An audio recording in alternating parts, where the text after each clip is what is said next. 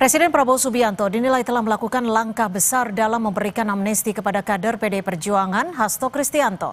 Lalu akan seperti apa hubungan antara Presiden Prabowo Subianto, Megawati Soekarno Putri, dan Joko Widodo usai pengampunan ataupun amnesti diberikan Prabowo kepada kader PDI Perjuangan? Kita bahas bersama Wakil Kepala Staf Kepresidenan, sudah ada Bang Muhammad Kodari melalui sambungan Zoom, dan di studio sudah ada pengamat politik sekaligus Direktur Eksekutif Lingkar Madani, Bang Ray Rangkuti. Saya akan ke Bang Ray terlebih dahulu. Setelah adanya amnesti yang diberikan secara prerogatif dari Presiden Prabowo ke Hasto Kristianto, bagaimana Anda melihat hubungan baik itu Pak Prabowo, Pak Jokowi, dan juga Bu Mega? Hubungan segitiga ini kan hubungan yang kalau satu mendekat, yang lainnya lepas gitu.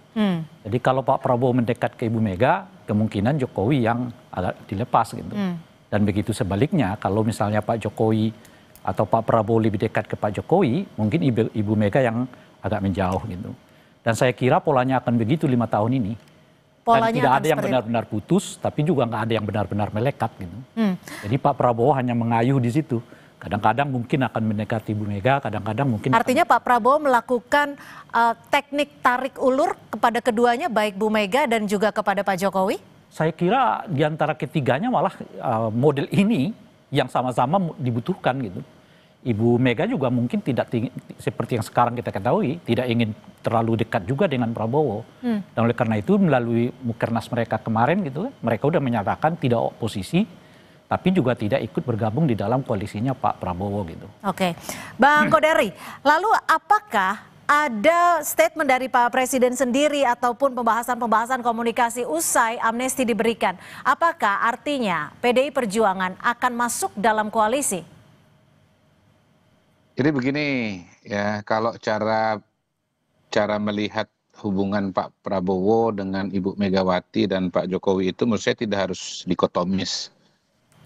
Terutama kalau dari kacamata Pak Prabowo ya, beliau sebagai presiden, kepala negara dan kepala pemerintahan tentu harus dekat dan harus mengayomi semua tokoh dan kelompok-kelompok yang ada di masyarakat di Indonesia. Dan artinya apa? Kalau dengan Pak Jokowi dekat, dengan Ibu Mega juga bisa dekat. Bukan berarti kemudian zero sum game, dekat dengan Pak Jokowi lalu kemudian nggak dekat dengan Ibu Mega atau sebaliknya. Kita tidak boleh lupa bahwa Pak Prabowo sendiri selain memang seseorang yang tadi pada posisi sebagai pemimpin Republik ini harus dekat dengan semua, beliau juga sebetulnya punya hubungan yang panjang dengan kedua tokoh yang disebut tadi. Dengan Ibu Megawati punya hubungan yang panjang, pernah kenal dari kecil, lalu kemudian pernah dibantu. Dengan Pak Prabowo juga Pak Jokowi pernah mengajak Pak Prabowo ke dalam pemerintahan, Pak Prabowo pernah menjadi menterinya Pak Jokowi. Jadi menurut saya sih tidak harus zero sum game. Oke. Dan pertimbangan-pertimbangan mengenai kenapa diberikan amnesti itu variabel-variabel yang memang sesuatu yang bersifat menyeluruh ya, bahwa kemudian di luar sana keadaan tidak baik-baik saja. Ya. Banyak konflik di dunia internasional. Tapi gini, Bang Kodari, kalau tadi Anda menyebut pernah... Kemudian persatuan dan kesatuan itu harus menjadi sesuatu yang utama, yang harus dijaga dan dikedepankan. Kita ini kan nggak tahu nih dinamika ke depan akan seperti apa. Tetapi kita sudah menyaksikan peristiwa yang sebetulnya tidak kita duga juga. Bahwa misalnya kemarin Israel bisa serang Irak, sewaktu-waktu bisa eskalasi, lalu kemudian Kamboja dengan Thailand, negara tetangga. Oke, mungkin kita terlalu jauh ke situ. Tapi Bang Kodari ada, mohon maaf saya potong. Nggak bisa. Gini, alasan memberikan amnesti dan amunisi itu penting untuk tidak supaya lari kemana-mana analisanya begitu loh. Itu penting sekali, bukan kemana-mana. Justru itu adalah intinya. Ya, Bang Kodari, kalau tadi Anda menyebutkan ini adalah bahwa pernah dibantu, apakah amnesti itu bagian dari politik utang budi maksud Anda? Tidak, yang poin dari saya adalah bahwa ada hubungan baik antara Pak Jokowi dengan Pak Prabowo, antara Ibu Mega dengan Pak Prabowo, dan dalam konteks ini kemudian tidak berarti kemudian dekat dengan salah satu itu membuat dengan yang lain itu harus berjauhan gitu loh. Itu poinnya. Saya menjawab apa yang disampaikan oleh kawan saya Bang Ray Rangkuti. Oke, Gitu. Itu oke, konteksnya ya. oke. Kalau soal diberikan amnesti kan saya sudah jelaskan tadi bahwa konteksnya adalah dunia internasional yang sedang berkonflik pada hari ini. Oke, Bang Rey, jika amnesti sudah diberikan dan sudah dipastikan Pak Hasto sudah bebas, apa yang bisa berdampak di dunia politik nasional saat ini? Ketika situasi sekarang bisa dikatakan antara setiap pihak adem gitu. Iya, landai dan adem. Nah, jadi memang itu salah satu targetnya menurut saya, baik kepada pemberian amnesti kepada Pak Hasto maupun pemberian abolisi terhadap Tom Lembong. Kan Tom Lembong ini kan dan Hasto itu kan sebetulnya berada dalam dua barisan oposisi kan. Yeah. Hasto bersama PDI Perjuangannya, tetapi Tom Lembong kan bersama komunitas yang dulunya menjagokan Anies Baswedan dan Caimin sebagai calon presiden. Dan kedua-duanya berpotensi sangat kritis kepada pemerintahan Pak Prabowo yang sekarang ini. Dan di tengah di mana tadi disebutkan oleh Bung Kodari, Pak Prabowo sedang membutuhkan semacam kenyamanan politik di tengah begitu banyak tantangan di Republik ini. Gitu. Jadi sebetulnya dari kerangka politik, apa yang dilakukan oleh Pak Prabowo ini tepat untuk saat ini gitu loh. Jadi amankan dulu Ibu Mega. Jadi kalau Anda menyebut Pak Prabowo membutuhkan kenyamanan politik, artinya di situasi saat ini Pak Prabowo merasa tidak nyaman? Ya tentu saja. Kan tadi disebutkan banyak tantangan nih. Sekarang aja orang mendekati 17 Agustus, bendera One Piece mau disandingkan orang dan sebagainya gitu. Nah setidaknya Pak Prabowo ngamanin dulu deh politik formalnya gitu. Politik formalnya itu ya salah satunya PDI Perjuangan, mungkin komunitas-komunitas lain seperti yang disebut tadi kan, misalnya dari para pendukungnya Anies Baswedan dan sebagainya. Dan oleh karena itu setidaknya untuk saat 2025 mungkin akan landai begitu, tapi belum tentu ada jaminan 2026. Dan oleh karena itu kedekatan Pak Prabowo dengan Ibu Mega sekarang ini misalnya, saya kira itu temporal ya, boleh jadi itu sampai 2025, tapi 2026 bisa juga lain ceritanya. Gitu. Oke, Bung Kodari, betul Pak Prabowo saat ini sedang membutuhkan kenyamanan politik sehingga memberikan amnesti kepada salah satu orang yang bisa dikatakan paling penting di PDI Perjuangan yang saat ini adalah oposisi. Ya, kembali lagi ya, analisanya itu adalah kepentingan bangsa dan negara secara keseluruhan. Ya, kalau kemudian misalnya terjadi konflik yang besar di dunia internasional, kemudian di dalam negeri sendiri tidak kompak satu dengan yang lain, diperlukan, itu kan nanti akan membuat pengambilan keputusan dan kebijakan menjadi repot. Ingat pada saat COVID tahun 2020, 2021, nah, salah satu yang bisa membuat pemerintah cepat mengambil keputusan, bisa mengusahakan antisipasi terhadap COVID mulai dari mendatangkan vaksin, kemudian melakukan pembatasan sosial, itu karena adanya kekompakan dari tokoh-tokoh dan elit-elit politik di dalam negeri. Kalau misalnya pada waktu itu, misalnya kita bayangkan ya, ada satu oposisi besar, katakanlah Pak Prabowo, kemudian menyatakan menolak vaksin atau menolak PSBB, tentunya pemulihan bangsa Indonesia dari COVID tidak secepat itu, begitu loh. Dan ekonomi bisa terganggu karena penyebaran COVID akan sangat meluas. Nah, kita tentu belum tahu persis seperti apa dampaknya, tetapi bisa dikatakan bahwa kalau terjadi konflik di dunia internasional, mulai dari energi sampai pangan itu bisa mengalami hambatan gitu. Dan kita membutuhkan percepatan-percepatan untuk mengantisipasi masalah-masalah yang tadi saya sebutkan. Gitu. Jadi kita bukan bicara Pak Prabowo pribadi ya, kita bicara kepentingan bangsa dan negara Indonesia. Oke, kalau kita bicara kepentingan bangsa dan negara saat ini, Pak Hasto sudah bebas dari hukuman, tapi juga belum menjabat sebagai Sekjen PDI Perjuangan kembali. Apakah ini salah satu bentuk sinyalemen bahwa Hasto akan masuk dalam pemerintahan? Tentunya yang tahu jawabannya persis adalah Pak Prabowo dan Ibu Megawati ya. Tetapi pada hari ini seperti kata Bang Ray tadi, saya tidak melihat ada sebuah tanda yang kuat bahwa PDI Perjuangan akan masuk ke dalam pemerintahan. Jadi toh selama ini juga hubungan Ibu Mega dengan Pak Prabowo sudah berjalan dengan sangat baik ya. Dan itu tidak membuat kemudian Pak Hasto harus masuk ke dalam pemerintahan, termasuk juga dari menteri-menteri kader-kader yang lain dari PDI Perjuangan. Tetapi ini tentu semua kembali kepada pertimbangan dari Bapak Presiden karena ini adalah prerogatif Presiden. Oke. Kalau dari Bang Ray sendiri membacanya gimana? Pak Hasto belum kembali menjabat sebagai sekjen, apakah ada kemungkinan ia akan masuk dalam pemerintahan kabinet? Saya yakin ya 90% enggak. Enggak. Akan. Karena? Rugi Pak Prabowo. Jadi untuk banyak PDIP gitu maksud Anda? Iya, PDIP mungkin nggak akan dapat kerugian, tapi jelas-jelas pemerintahan Pak Prabowo akan dirugikan kalau Pak Hasto masuk ke landscape ya pemerintahannya Pak Prabowo gitu.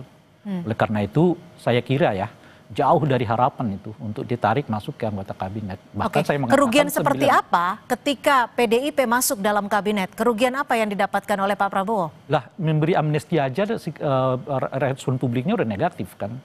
Apalagi sampai ya dimasukkan ke dalam anggota kabinet gitu. Jadi responnya bertambah-tambah. Dan saya kira konyol lah kalau sampai itu dilakukan oleh Pak Prabowo gitu. Oleh karena itu saya nggak yakin. Jangankan Pak Prabowo masukkan di kabinet, Ibu Mega menetapkan Pak Hasto sebagai sekjen aja nggak berani kok sekarang tuh.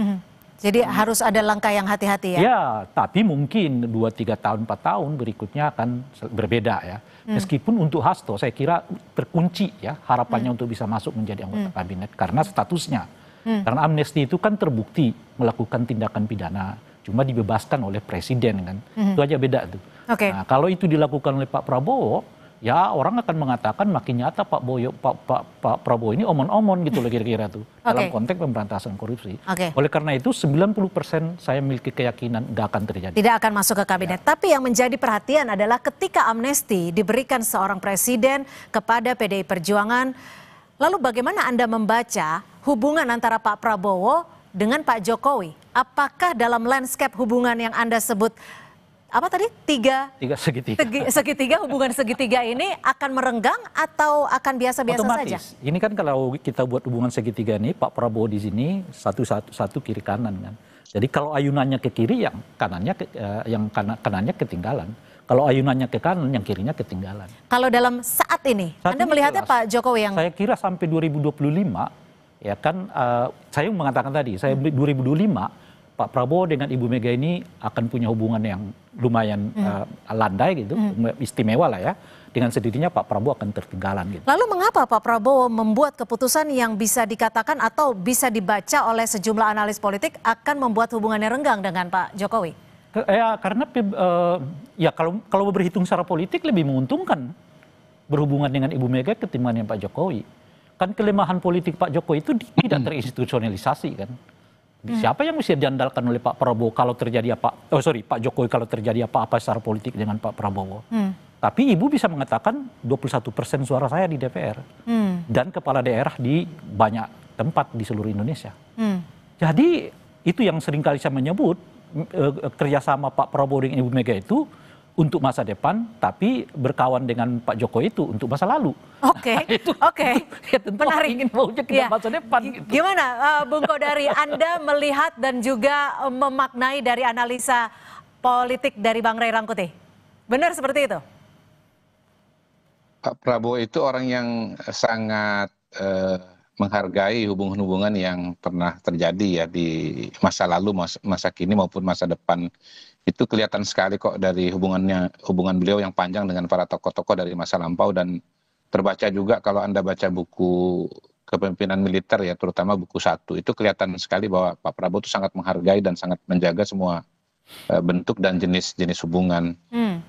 Sekali lagi saya melihat bahwa persoalan itu kita bisa tempatkan pada konteks Pak Prabowo sebagai kepala negara, kepala pemerintahan yang harus dekat dengan semua tokoh dan sewaktu-waktu harus mengambil tindakan yang membutuhkan dukungan dari semua kelompok dan semua kalangan, berhadapan dengan situasi dan kondisi eksternal yang pada hari ini tidak baik-baik saja. Kalaupun misalnya ada analisis yang lain-lain ya tentu dipersilahkan ya, karena ini kan negara demokrasi. Tetapi kalau saya yang ditanya, saya pasti mengatakan bahwa tesis dekat dengan salah satu membuat dengan yang lain itu menjadi jauh itu tidak tepat. Presiden itu bisa dekat dengan semua dan memang pada dasarnya harus dekat dengan semua. Saya kira semua presiden akan begitu, termasuk Pak Jokowi ketika menjabat dan Pak Ibu Mega sendiri ketika menjabat harus menjaga Atau hubungan seperti yang Anda dengan katakan, semua. kalau tadi Anda Ya. mengatakan apa yang menjadi dasar Pak Prabowo adalah untuk kepentingan bangsa dan negara. Apakah ini Betul. artinya menjaga hubungan lebih baik dengan PDI Perjuangan adalah jangka panjang untuk menjaga kepentingan bangsa dan negara? Semuanya harus dijaga. Dan gini, dalam politik itu kan ada masa untuk berkompetisi dan ada masa untuk memerintah. Jadi kita ini jangan pakai kacamata kompetisi pemilu di saat sedang menjalankan pemerintahan. Apalagi pemerintahannya ini belum 1 tahun dan hampir 1 tahun. Jadi kacamata sebelum 2029, kacamatanya adalah kacamata pemerintahan. Dan kacamata pemerintahan itu adalah kacamata kebersamaan. Gitu. Nanti kalaupun misalnya sudah jadwalnya untuk berkompetisi, mungkin nanti masing-masing punya jago dan punya calon. Tetapi pada waktu itu juga kita tidak bisa pastikan format koalisinya atau format pasangannya seperti apa.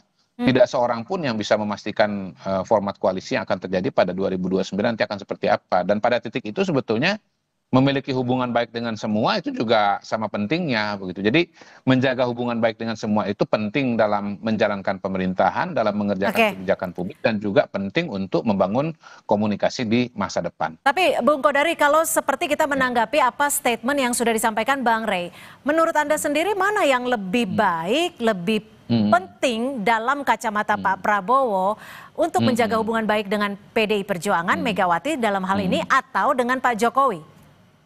Sama-sama baik, sama-sama penting. Sama-sama baik, sama-sama penting. Oke, jawaban aman ya, Bung Kodari ya. Bang Rey, kalau kita membaca ini ya, sepengetahuan saya, Bu Mega belum ada merespon terkait dengan amnesti yang diberikan Pak Prabowo sampai saat ini. Mengapa hal itu dilakukan, belum diberikan statement oleh Bu Mega? Saat ini Pak Hasto hanya mengucapkan terima kasih dari Pak Hasto, tapi tidak oleh PDI Perjuangan. Ucapan terima kasihnya dari Bu Mega mungkin. Ya, kita ini kan memang 10 tahun terakhir ini agak terbiasa diajak oleh Pak Jokowi politik verbal ya. Semua diucapkan melalui lisan meskipun ditindakannya beda. Nah, jadi perbincangan kita soal pertanyaan ini juga menurut saya ikut gaya itu. Jadi harus diucapkan terima kasihnya supaya kelihatan orang berterima kasih. Bahwa Ibu Mega satu, PDI dalam ini tentu ya, nggak ribut tuh perjanjian Indonesia dengan Amerika yang dianggap oleh banyak orang menguntungkan Amerika gitu. Kemudian rekening bank yang diblokir dengan 3 bulan itu nggak ribut. Itu ucapan jadi ucapan terima kasih PDIP dalam bentuk tidak 2 kasus itu aja dulu ya. 2 kasus itu tidak menunjukkan sikap oposisi gitu ya. Betul.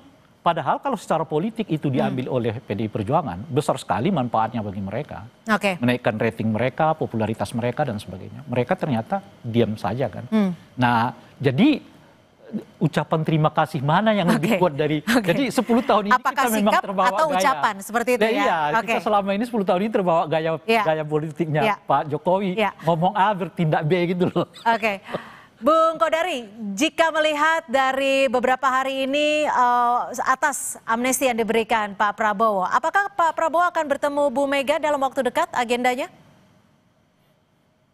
Saya belum mendengar, tetapi tentu tidak tertutup kemungkinan itu untuk dilakukan pertemuan. Jadi saya tidak bisa mengkonfirmasi apa-apa. Yang jelas kan PDI Perjuangan per hari ini seperti kita saksikan masih merampungkan kegiatan internal mereka yang sangat-sangat besar, yaitu acara kongres ya di Bali. Jadi mungkin masih berkonsentrasi dengan kegiatan-kegiatan internal di PDI Perjuangan. Tapi kalau telepon-teleponan sudah Bu Mega dan Pak Prabowo? Saya tidak pada posisi untuk bisa mengkonfirmasi apakah komunikasi telepon dan komunikasi lainnya sudah dilaksanakan pada saat ini. Baik, Bang Rey, mungkin statement terakhir dari Anda.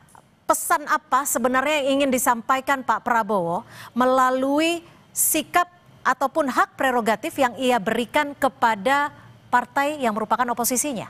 Saya kira pesannya bukan hanya, kalau pesan ke Pak Ibu Mega jelaskan. Saat ini ya melandai dulu lah ya. Tapi kalau pesannya ke Pak Jokowi menurut saya juga jelas. Setidaknya sampai 2025 Pak Jokowi lebih baik fokus untuk urusan-urusan yang berhubungan dengan ijazah palsu lah dan sebagainya gitu.